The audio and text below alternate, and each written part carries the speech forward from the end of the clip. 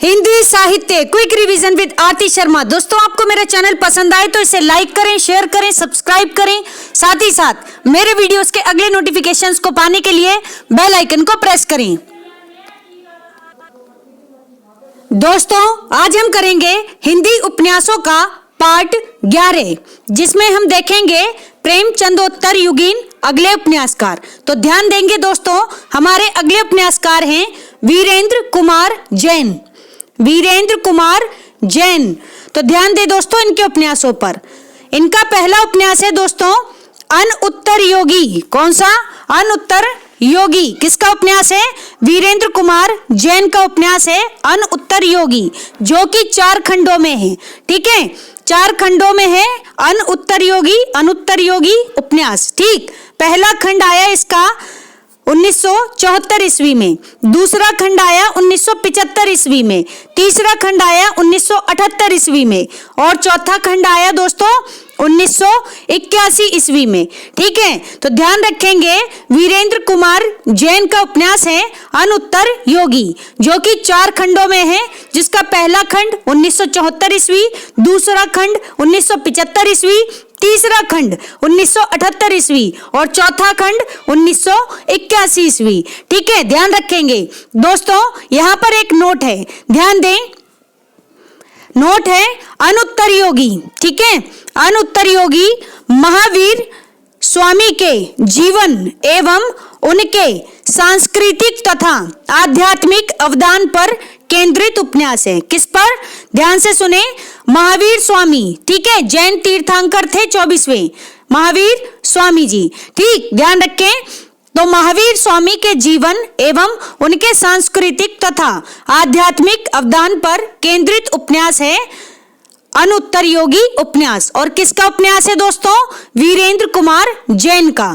ठीक, ध्यान रखेंगे। अगले उपन्यासकार हैं दोस्तों, ध्यान दें, प्रताप नारायण श्रीवास्तव। प्रताप नारायण श्रीवास्तव जी का उपन्यास है बेकली का मजार। कौन सा? बेकली का मजार। कब आया? 1957 ईस्वी में आया हुआ प्रताप नारायण श्रीवास्तव जी का उपन्यास है बेकली का मजार। ध्यान रखेंगे दोस्तों। अगले उपन्यासकार है दोस्तों, ध्यान दें, कौन? नागार्जुन। नागार्जुन उपन्यासकार हैं। ठीक, इनके उपन्यास हैं, ध्यान देंगे दोस्तों, रतिनाथ की चाची।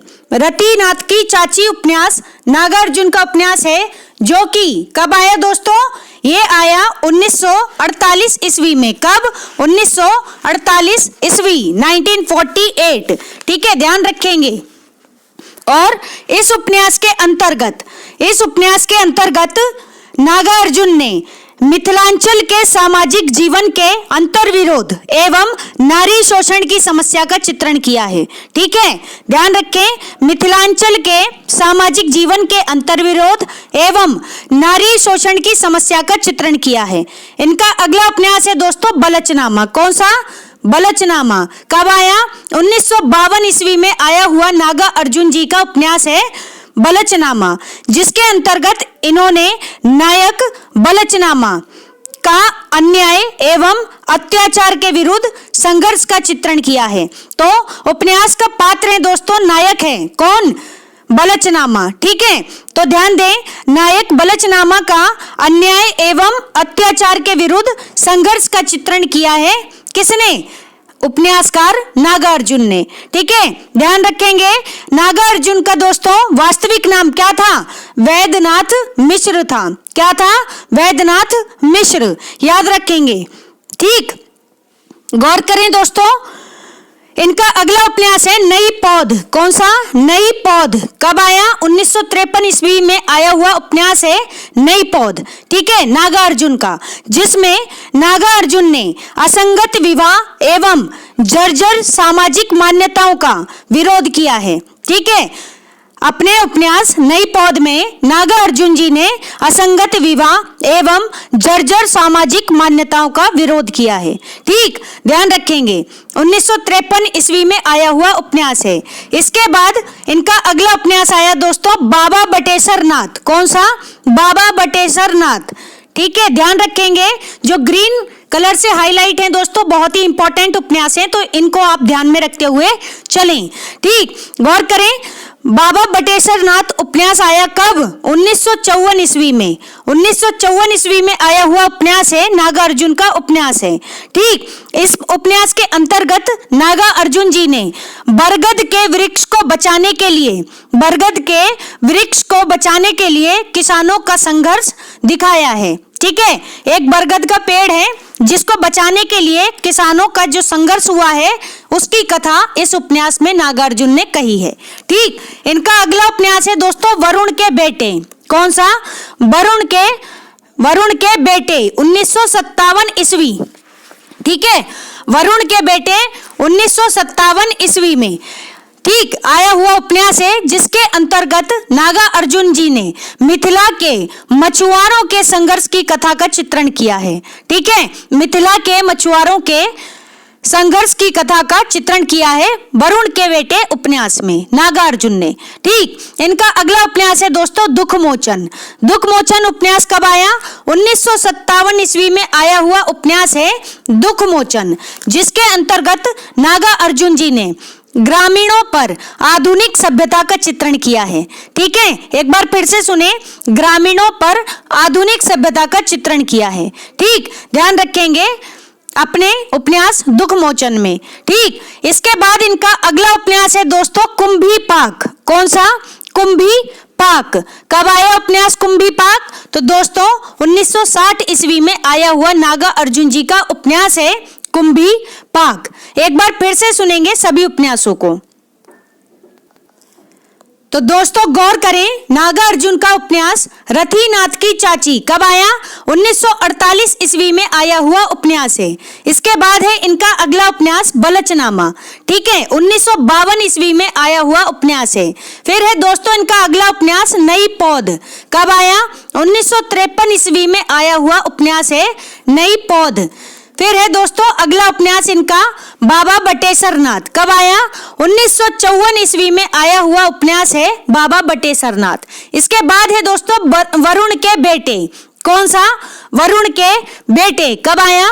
1957 ईस्वी में आया हुआ उपन्यास है वरुण के बेटे। फिर है इनका अगला उपन्यास, ध्यान देंगे दोस्तों, कौन सा? दुखमोचन। कब आया उपन्यास दुखमोचन? तो दोस्तों 1957 ईस्वी में आया हुआ उपन्यास है दुखमोचन। ध्यान दें, इनका अगला उपन्यास है कुंभी पाक। कुंभी पाक कब आया? 1960 में आया हुआ उपन्यास है नागार्जुन जी का उपन्यास कुंभी पाक। देखते हैं नागार्जुन जी के अन्य उपन्यास।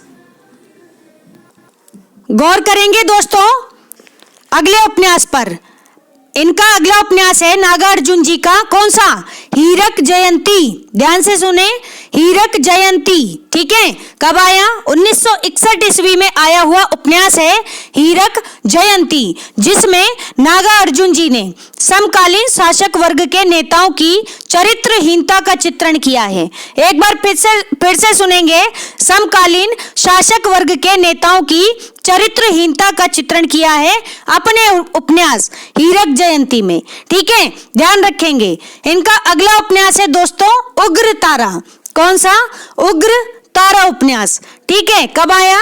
1963 ईस्वी में आया हुआ उपन्यास है उग्र तारा। ठीक, जिसमें नागार्जुन जी ने उगनी और कामेश्वर की दो पात्र हैं इस उपन्यास में। कौन कौन? उगनी और कामेश्वर, इनकी प्रेम कथा का चित्रण किया है। ठीक है, तो ध्यान रखेंगे उग्र तारा उपन्यास में उग्रतार।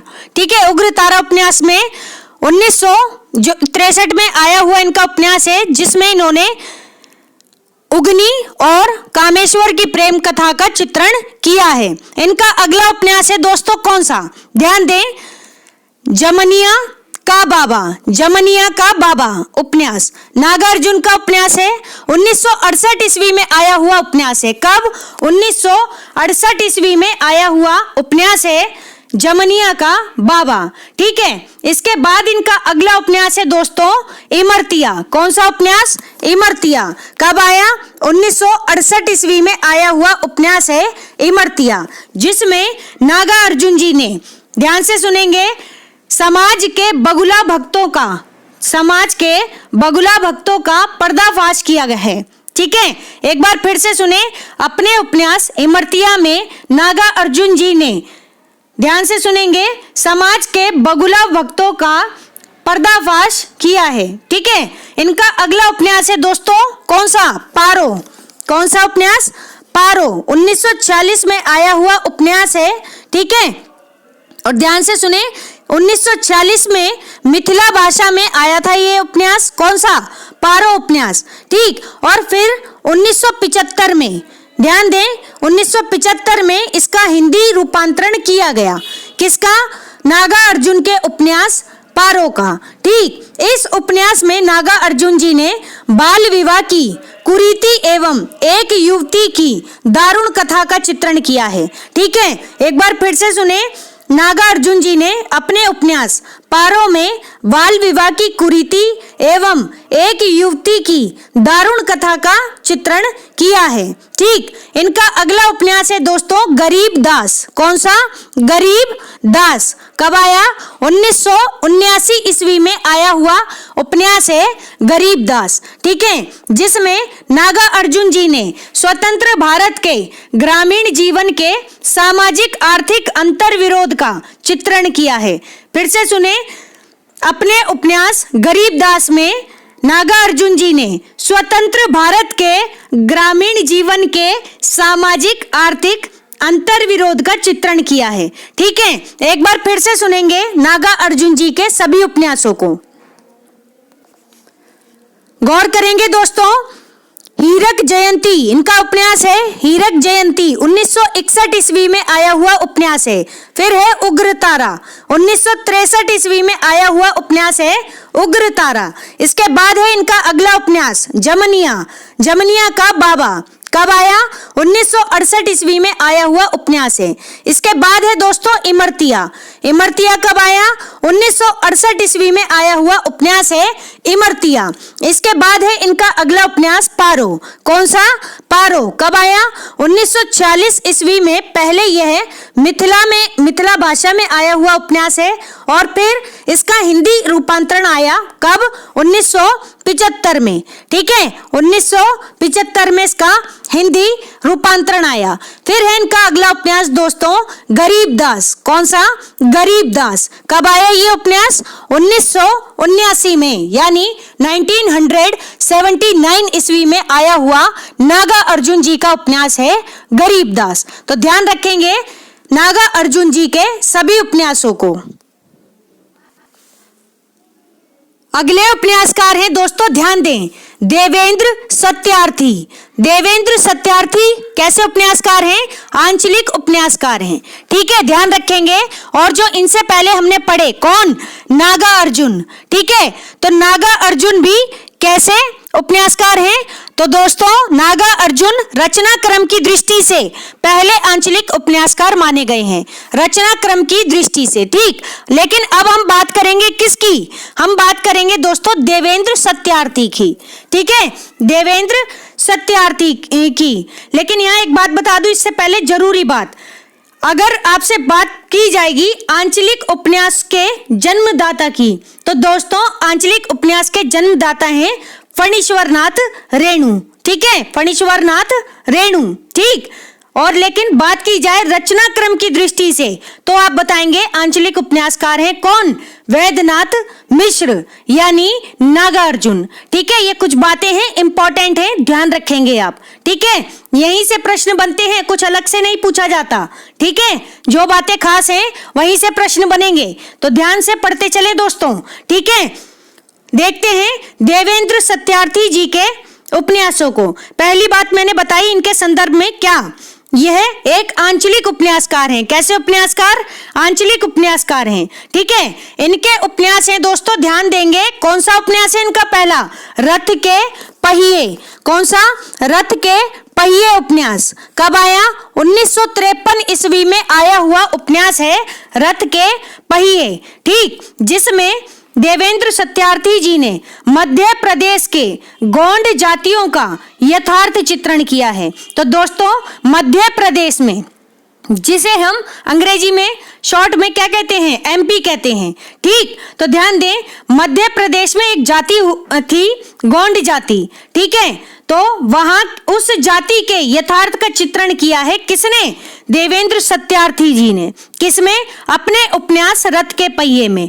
ठीक, इनका अगला उपन्यास है दोस्तों कठपुतली। ध्यान से सुनेंगे, देवेंद्र सत्यार्थी जी का उपन्यास है कठपुतली। कब आया, 1954 ईस्वी में आया हुआ उपन्यास है कठपुतली, जिसमें इन्होंने नाटक और रंगमंच से जुड़े कलाकारों की साधना का चित्रण किया है। एक बार फिर से सुनेंगे, कठपुतली, जैसा कि नाम से पता चल रहा है, इस उपन्यास में देवेंद्र सत्यार्थी जी ने नाटक और रंगमंच से जुड़े कलाकारों की साधना का चित्रण किया है। ठीक है, ध्यान रखें, इनका अगला उपन्यास है दोस्तों ब्रह्मपुत्र। कौन सा, ब्रह्मपुत्र। कब आया, 1956 ईस्वी में आया हुआ उपन्यास है ब्रह्मपुत्र। ठीक है, ध्यान देंगे, इस उपन्यास में नागा अर्जुन जी ने ब्रह्मपुत्र के माजुली द्वीप, ध्यान से सुने, ब्रह्मपुत्र के माजुली द्वीप और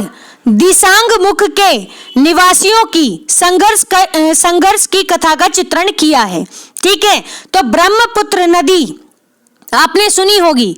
ठीक है, ब्रह्मपुत्र नदी और गंगा मिलकर क्या बनाते हैं, डेल्टा बनाते हैं, जिसे हम सुंदरवन डेल्टा के नाम से भी जानते हैं।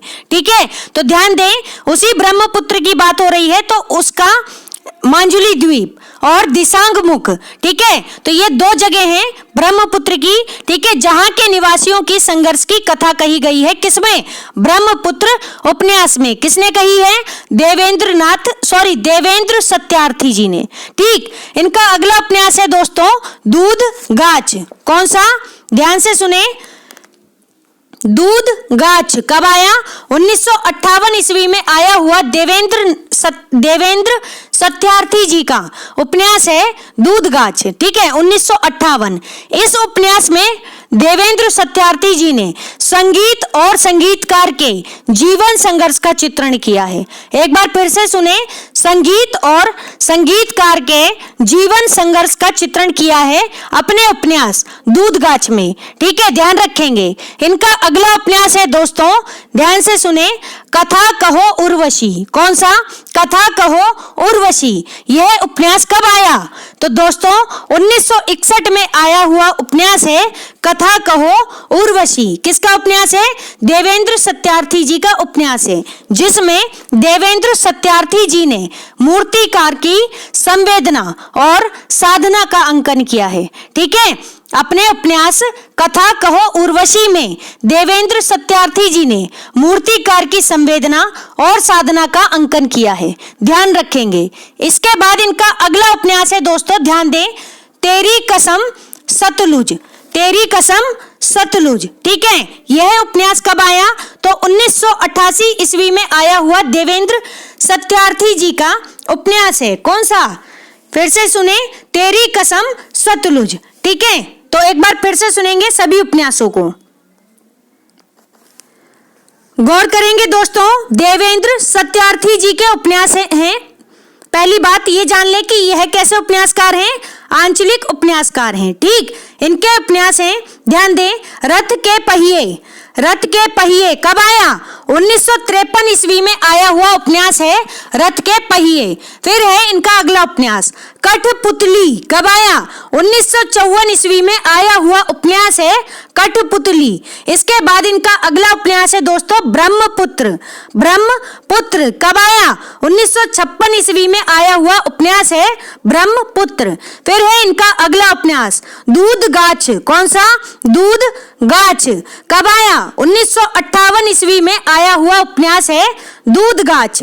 फिर है इनका अगला उपन्यास कथा कहो उर्वशी। कथा कहो उर्वशी उपन्यास कब आया, 1961 ईस्वी में आया हुआ उपन्यास है। फिर है दोस्तों इनका अगला उपन्यास तेरी कसम सतलुज। तेरी कसम सतलुज उपन्यास कब आया, 1988 ईस्वी में आया हुआ उपन्यास है तेरी कसम सतलुज। ठीक है, तो ये सभी उपन्यास थे देवेंद्र सत्यार्थी जी के, ध्यान रखेंगे, गौर करेंगे दोस्तों, ध्यान दें। यहाँ पर देवेंद्र सत्यार्थी जी के उपन्यासों के संबंध में एक नोट है, तो गौर करें, इनके 3 उपन्यास, इनके यानी किसके, देवेंद्र सत्यार्थी जी के उपन्यास 3, कौन से, एक है कठपुतली, ध्यान से सुने, कठपुतली, दूसरा दूधगाछ और तीसरा कथा कहो उर्वशी। ठीक है, ये 3 उपन्यास कौन कौन से, कठपुतली, दूधगाछ और कथा कहो उर्वशी, ये कैसे उपन्यास हैं, तो दोस्तों कला जगत को समर्पित उपन्यास हैं, कला जगत को समर्पित उपन्यास हैं। कौन से, कठपुतली, दूधगाछ और कथा कहो उर्वशी। ठीक है, ये उपन्यास ध्यान देंगे दोस्तों। अगले उपन्यासकार है, ध्यान दें दोस्तों, कौन है, विमल मित्र। विमल मित्र जी के उपन्यास हैं, ध्यान देंगे, कौन कौन से उपन्यास हैं विमल मित्र जी के, तो इनके उपन्यास हैं हम चाकर रघुनाथ के, किसके, हम चाकर रघुनाथ के उपन्यास किसका है, विमल मित्र जी का उपन्यास है। ठीक, इसके अलावा इनका उपन्यास है दोस्तों कैसे कैसे सच, कैसे कैसे सच उपन्यास है विमल मित्र जी का। फिर है इनका उपन्यास मन क्यों उदास है, मन क्यों उदास है। ठीक है, फिर है अगला उपन्यास मुजरिम हाजिर, मुजरिम हाजिर। तो एक बार फिर से सुनेंगे विमल मित्र जी के सभी उपन्यासों को, ध्यान दें। विमल मित्र जी के उपन्यास हैं दोस्तों हम चाकर रघुनाथ के, हम चाकर रघुनाथ के। फिर है कैसे कैसे सच, कैसे कैसे सच। फिर है दोस्तों मन क्यों उदास है, मन क्यों उदास है। फिर है मुजरिम हाजिर, मुजरिम हाजिर उपन्यास। ठीक है, तो ये सभी उपन्यास हैं विमल मित्र जी के उपन्यास, ध्यान रखेंगे। अगले उपन्यास है दोस्तों, ध्यान दें, कौन सा उपन्यास, गौर करेंगे, जगदम्बा प्रसाद दीक्षित, जगदम्बा प्रसाद दीक्षित जी का उपन्यास है मुर्दा घर। कौन सा, मुर्दा घर उपन्यास, ध्यान रखेंगे। फिर है अगले उपन्यासकार दोस्तों रघुवंश, रघुवंश जी का उपन्यास है अर्थहीन, अर्थहीन, ध्यान रखेंगे दोस्तों। ठीक है, जगदम्बा प्रसाद दीक्षित जी का उपन्यास पूछा जाए तो मुर्दा घर, और रघुवंश जी का उपन्यास पूछा जाए तो अर्थहीन। ठीक है, ध्यान रखेंगे। गौर करेंगे दोस्तों, यहां पर अगले उपन्यासकार हैं हमारे कौन, फणीश्वर नाथ रेणु। ठीक है, फणीश्वर नाथ रेणु। तो यह कैसे उपन्यास हैं, उपन्यासकार हैं, तो पहली बात आंचलिक उपन्यासकार हैं। ठीक, और इन्हें आंचलिक उपन्यास के जन्मदाता के रूप में भी जाना जाता है। ठीक है, फणीश्वर नाथ रेणु कैसे उपन्यासकार हैं, आंचलिक उपन्यासकार हैं, और इन्हें आंचलिक उपन्यास के जन्मदाता के रूप में भी जाना जाता है दोस्तों। ठीक, इनका उपन्यास जो सबसे पहले आया कौन सा है, मैला आंचल। ठीक है, मैला आंचल उपन्यास। ठीक है, बहुत ही शानदार उपन्यास है दोस्तों, पढ़ करके देखें। ठीक है, गौर करेंगे, मैला आंचल उपन्यास कब आया, 1954 ईस्वी में आया हुआ फणीश्वर नाथ रेणु जी का उपन्यास है मैला आंचल, जिसमें इन्होंने पूर्णिया जिले के मेरीगंज गांव की कथा कही है। ठीक है, फणीश्वर नाथ रेणु जी ने अपने उपन्यास मैला आंचल में पूर्णिया, ध्यान से सुनेंगे, पूर्णिया जिला पूछा जाता है एग्जाम में कि मैला आंचल उपन्यास में वर्णित गांव कौन सा है, तो आप बताएंगे पूर्णिया जिले का मेरीगंज गांव। कौन सा, मेरीगंज गांव। ठीक है, वहां की कथा का वर्णन किया है। कब आया उपन्यास, 1954 ईस्वी में, ध्यान रखेंगे। इसके बाद इनका अगला उपन्यास है दोस्तों परती परी कथा। परती परी कथा उपन्यास आया 1957 ईस्वी में।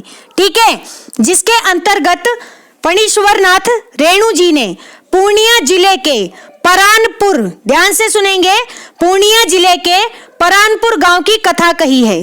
किसमें, अपने उपन्यास परती परी कथा में। ठीक है, इसमें भी पूर्णिया जिला है जिसका गांव है परानपुर गांव। ठीक है, परानपुर गांव, ध्यान रखेंगे। इसके बाद इनका अगला उपन्यास है दोस्तों दीर्घ तपा। दीर्घ तपा उपन्यास। इसके 2 समय मिले हैं दोस्तों, एक मिला है 1963, एक मिला है 1964। आप दोनों ही समय को ध्यान में रखेंगे, 1963 भी और 1964 भी। प्रायोरिटी देंगे आप 1964 वाले को, ठीक है। ध्यान दे दोस्तों, फणीश्वर नाथ रेणु जी का उपन्यास दीर्घ तपा, ठीक है, जिसमें रेणु जी ने भ्रष्ट व्यवस्था के बीच, ध्यान से सुने, भ्रष्ट व्यवस्था के बीच एक ईमानदार व्यक्ति के संघर्ष की कहानी का चित्रण किया है, ठीक है। एक बार फिर से सुनेंगे, दीर्घ तपा उपन्यास में फणीश्वर नाथ रेणु जी ने भ्रष्ट व्यवस्था के बीच एक ईमानदार व्यक्ति के संघर्ष की कहानी का चित्रण किया है। तो ध्यान रखें, इसका समय है उपन्यास का 1963, ठीक, या फिर 64। प्रायोरिटी देंगे 64 को, दोनों ही आसपास का समय है तो दोनों को ही ध्यान में रखें, ठीक। इसके बाद इनका अगला उपन्यास है दोस्तों जुलूस। कौन सा? जुलूस उपन्यास। कब आया जुलूस? तो ये आया 1965 ईस्वी में आया हुआ फणीश्वर नाथ रेणु जी का उपन्यास है जुलूस, ठीक है, जिसमें इन्होंने, ध्यान से सुनेंगे, पूर्वी पाकिस्तान का से क्या अभिप्राय है? जो वर्तमान बांग्लादेश, ठीक है। तो पूर्वी पाकिस्तान से आए पूर्णिया जिले में शरणार्थियों की समस्या का चित्रण किया है, ठीक है। तो फणीश्वर नाथ रेणु जी ने अपने उपन्यास जुलूस में पूर्वी पाकिस्तान से आए पूर्णिया जिले के शरणार्थियों की समस्या का चित्रण किया है। ध्यान रखेंगे दोस्तों, और उपन्यास कब आया? 1965 ईस्वी में, ठीक। इसके बाद एक बार फिर से देख लेते हैं इनके सभी उपन्यासों को, गौर करेंगे। फणीश्वर नाथ रेणु जी, ठीक है, जो कि एक आंचलिक उपन्यासकार हैं और आंचलिक उपन्यासों के जन्मदाता भी हैं, ठीक। मैला आंचल इनका उपन्यास है जो कि 1954 ईस्वी में आया, जिसमें पूर्णिया जिले के मेरीगंज गांव की कथा का चित्रण है। इसके बाद इनका अगला उपन्यास है परती परी कथा, जो कि 1957 ईस्वी में आया हुआ उपन्यास है। इसमें भी इन्होंने पूर्णिया जिले के परानपुर गांव की कथा का चित्रण किया है, ठीक। इसके बाद है इनका अगला उपन्यास दीर्घ तपा, जो कि 1963 या 1964 में आया हुआ उपन्यास है, जिसके अंतर्गत इन्होंने भ्रष्ट व्यवस्था के बीच एक ईमानदार व्यक्ति के संघर्ष की कहानी का चित्रण किया है। इनका अगला उपन्यास है दोस्तों जुलूस। कौन सा? जुलूस। कब आया? 1965 ईस्वी में आया हुआ उपन्यास है जुलूस, ठीक है। ध्यान देंगे, इसके अंतर्गत इन्होंने पूर्वी पाकिस्तान से आए पूर्णिया जिले में शरणार्थियों की समस्या का चित्रण किया है, ठीक है। पूर्वी पाकिस्तान से आए पूर्णिया जिले में शरणार्थियों की समस्या का चित्रण, ठीक है। अगर आप यहाँ पर ट्रिक की बात करें दोस्तों, तो एक ट्रिक बनाई थी मैंने बहुत पहले, तो आप उसका इस्तेमाल भी कर सकते हैं, ठीक है। इसमें मैंने उपन्यासों के स्टार्टिंग के कुछ वर्ड्स लिए हैं। तो ट्रिक है मैल पर दीर्घ तपा, ठीक है, मैल पर दीर्घ जुलूस कितने पलटू राम, ठीक है। मैल पर दीर्घ जुलूस कितने पलटू राम। तो मैल से मैला आंचल, पर से परती कथा, दीर्घ से दीर्घ तपा, जुलूस तो जानते ही हैं, ठीक है। फिर कितने चौराहे, इनका एक उपन्यास और है कितने चौराहे, ठीक। फिर है पलटू बाबू रोड, ठीक। फिर है राम से राम रतन राय, इनका एक उपन्यास और है, ठीक। तो ये एक ट्रिक थी, चाहे तो आप इस्तेमाल कर सकते हैं, ठीक। तो ध्यान दे दोस्तों इनके अगले उपन्यासों पर। फणीश्वर नाथ रेणु जी के अन्य उपन्यास हैं, ध्यान देंगे, गौर करेंगे दोस्तों, ध्यान दें। फणीश्वर नाथ रेणु जी का अगला उपन्यास है कितने चौराहे, जो कि 1966 ईस्वी में आया हुआ इनका उपन्यास है, जिसमें फणीश्वर नाथ रेणु जी ने बालक एवं मनमोहन को, ध्यान से सुने, बालक एवं मनमोहन को केंद्र में रखकर स्वाधीनता आंदोलन का चित्रण किया है, ठीक है। एक बार फिर से सुने, फणीश्वर नाथ रेणु जी ने अपने उपन्यास कितने चौराहे में बालक एवं मनमोहन को केंद्र में रखकर स्वाधीनता आंदोलन का चित्रण किया है। ठीक है, मनमोहन पात्र हैं इस उपन्यास में। ठीक, 1966 में आया हुआ उपन्यास है। इसके बाद इनका अगला उपन्यास है पलटू बाबू रोड। पलटू बाबू रोड जो कि इनका मरणोपरांत लिखा गया प्रकाशित हुआ उपन्यास है। इनकी मृत्यु के बाद में प्रकाशित हुआ था फणीश्वरनाथ रेणु जी का उपन्यास पलटू बाबू रोड। इसके दो समय मिले हैं, 1960 और 1989। ठीक है, तो ध्यान देंगे दोस्तों, आप प्रायोरिटी देंगे 1989 को। क्यों? क्योंकि 1969 ईस्वी में उनकी मृत्यु हुई थी, तो यह समय तो अपने आप ही गलत हो जाता है। ठीक, तो आप प्रायोरिटी देंगे 1989 ईस्वी को। ठीक, तो इनका उपन्यास है पलटू बाबू रोड। कब आया? मरणोपरांत प्रकाशित हुआ उपन्यास है। ठीक, फिर है इनका अगला उपन्यास दोस्तों राम रतन राय। पहली बात ये जान लें कि जो इनका उपन्यास है पलटू बाबू रोड, इसमें इन्होंने पूर्णिया जिले के एक बंगाली परिवार के चारित्रिक पतन की कहानी का चित्रण किया है। एक बार फिर से सुने, पलटू बाबू रोड उपन्यास में फणीश्वरनाथ रेणु जी ने पूर्णिया जिले के एक बंगाली परिवार के चारित्रिक पतन का, ठीक है, चारित्रिक पतन का चित्रण किया है। ठीक है, ध्यान देंगे। तो इनका अगला उपन्यास है दोस्तों राम रतन राय। राम रतन राय कब आया उपन्यास? यह इनका 1971 ईस्वी में आया हुआ अपूर्ण उपन्यास है। ठीक है, अपूर्ण उपन्यास है यानी कि अधूरा है। तो इनका दोनों उपन्यास इंपॉर्टेंट हो गए। कौन से? एक पलटू बाबू रोड और दूसरा राम रतन राय। ये दोनों ही आप ध्यान में रखेंगे। एक मरणोपरांत प्रकाशित है और दूसरा अपूर्ण उपन्यास है। ठीक है, तो ध्यान दें। इनका अगला उपन्यास है दोस्तों, कौन सा उपन्यास है? कलंक मुक्ति उपन्यास। किसका है? कलंक मुक्ति उपन्यास है दोस्तों फणीश्वरनाथ रेणु जी का उपन्यास। कब आया? 1972 ईस्वी में आया हुआ उपन्यास है कलंक मुक्ति। एक बार फिर से सुनेंगे सभी उपन्यासों को, गौर करें दोस्तों। फणीश्वरनाथ रेणु जी का उपन्यास कितने चौराहे 1966 ईस्वी में आया हुआ उपन्यास है। फिर इनका मरणोपरांत प्रकाशित हुआ उपन्यास है पलटू बाबू रोड जो कि 1989 में आया हुआ। ठीक है, 1979 में, ठीक, 1979 ईस्वी में आया हुआ उपन्यास है। फिर है इनका एक उपन्यास राम रतन राय कब आया? 1971 ईस्वी में आया हुआ इनका अपूर्ण उपन्यास है। फिर है दोस्तों कलंक मुक्ति उपन्यास। कब आया? 1972 ईस्वी में आया हुआ उपन्यास है कलंक मुक्ति। ये सभी उपन्यास हैं दोस्तों फणीश्वरनाथ रेणु जी के उपन्यास। ठीक है, गौर करेंगे दोस्तों, यहाँ एक नोट है। क्या है? अज्ञे ने सच्चिदानंद हीरानंद वात्स्यायन अज्ञे। ठीक है, अज्ञे ने रेणु के उपन्यासों में एक अखंड मानवी विश्वास की चिंगारी सुलगती देखी है। ठीक है, पंक्ति ध्यान में रखेंगे। अज्ञे ने रेणु के उपन्यास में कैसी चिंगारी सुलगती हुई देखी है? तो दोस्तों एक अखंड मानवी विश्वास की चिंगारी सुलगती हुई देखी है। ठीक है, गौर से समझे सभी बातों को। ठीक, ठीक है, मानवीय विश्वास होगा। ठीक है, मानवीय विश्वास की चिंगारी सुलगती देखी है। गौर करेंगे दोस्तों, ध्यान दें। फणीश्वरनाथ रेणु ने अपना साहित्यिक गुरु किसे माना है? तो दोस्तों बंगला उपन्यासकार सतीनाथ भादुड़ी को। ठीक है, सतीनाथ भादुड़ी जी बंगला उपन्यासकार हैं जो कि जिन्हें फणीश्वरनाथ रेणु जी ने अपना साहित्यिक गुरु माना है। ध्यान रखेंगे।